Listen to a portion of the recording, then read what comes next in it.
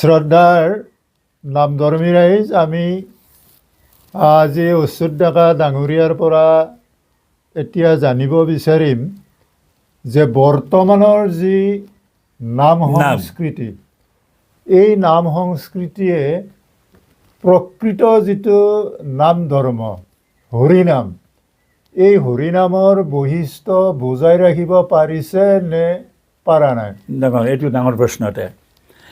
এই হৰিনামৰ যিটো বৈশিষ্ট্য, যিটো মানে নাগৰা নামৰ যিটো স্বকীয় বৈশিষ্ট্য, এই স্বকীয় বৈশিষ্ট্যটো এতিয়া ৰক্ষা হোৱা নাই বুলি ক'ব পাৰি। আচ্ছা, এই ক্ষেত্ৰত ক'ব পাৰি যে এই গুৰুজনাই নৱবিধ ভক্তিৰ ভিতৰত দুবিধ ভক্তি মুখ্য প্ৰধান কৰিছিলে, শ্ৰৱণ আৰু কীৰ্তন। কীৰ্তন আৰু শ্ৰৱণ, এই কীৰ্তন কৰাসকল নাগৰা নামৰ পাঠক বুলি ক'ব পাৰি, শাস্ত্ৰই কওক বা পাঠকে কওক। এজন পাঠক নাজানে, তেওঁ নিজে কি নাজানে, আজিৰ পাঠকে নাজানে। এজন পাঠকক আচলতে এটা জ্বলন্ত বন্তি বুলি ক'ব পাৰি। যিখিনি ঠাইত বহিব সেইখিনি মাটিৰ চাকি।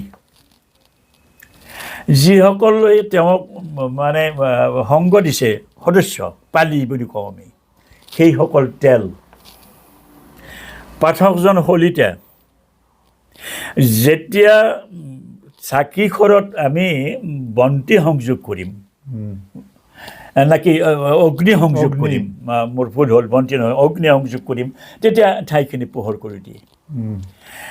আৰু মানে আপোনাৰ এই শলিতা ৰূপী পাঠকজনে যেতিয়া থিয় হৈ হাতযোৰ কৰি কৃষ্ণ শংকৰ গুৰু হৰিৰাম হে হৰিয়ে নিৰঞ্জন বুলি কৃষ্ণক মাতিব, তেওঁৰ মুখৰ পৰা যি বাক্য ওলাব, সেই বাক্যই এই দৰ্শকৰ অন্তৰত পোহৰ কৰি দিয়ে।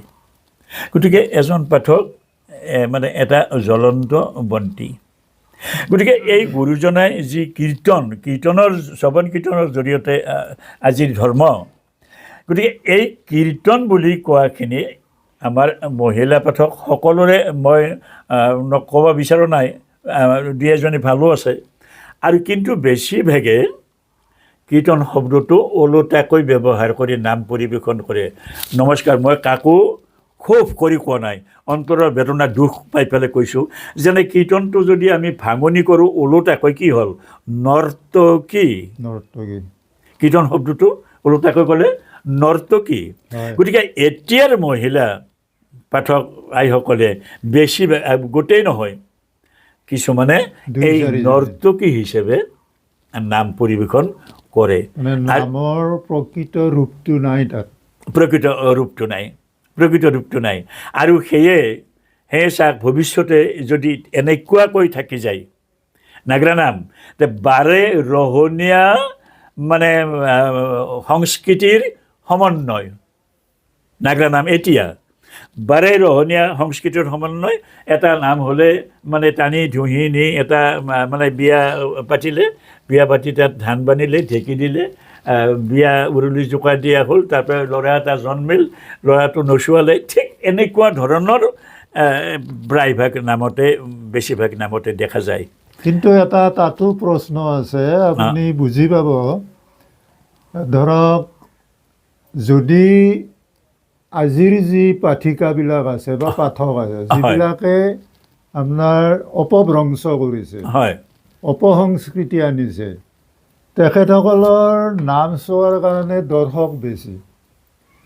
আৰু যোনে হৰিনাম গায়, প্ৰকৃত হৰিনাম গায়, হৰিৰ গুণানুগুণ কীৰ্তন কৰে, তেওঁলোকৰ সভাত মানুহ কম। আপুনি কি ভাবে? নহয়, সেইটো কম, এইটো আমাৰ